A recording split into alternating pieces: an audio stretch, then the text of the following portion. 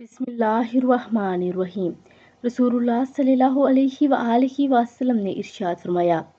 हज़रत अबू हुरैरा रज़ी अल्लाह तआला अन्हो से रिवायत है कि एक देहाती रसूलुल्लाह सल्लल्लाहु अलैहि वआलिहि वसल्लम की खिदमत में आया और अर्ज़ की कि आप मुझे कोई ऐसा काम बताइए जिस पर अगर मैं हमेशगी करूं तो जन्नत में दाखिल हो जाऊं।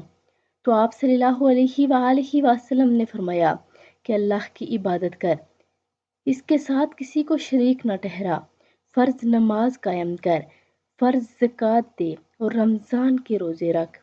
देहाती ने कहा, इस ज़ात की कसम जिसके साथ मेरी जान है, इन अमलों में कोई ज़्यादती नहीं करूँगा। जब वो पीठ मोड़ कर जाने लगा तो नबी करीम सल्लल्लाहु अलैहि वआलिहि वसल्लम ने फरमाया, अगर कोई ऐसे शख्स को देखना चाहे जो जन्नत वालों में से है तो वो इस शख्स को देख ले। अल्लाह रब्बुल इज़्ज़त हम सबको इन कामों पर अमल की तौफीक अता फरमाए। आमीन सुम्मा आमीन।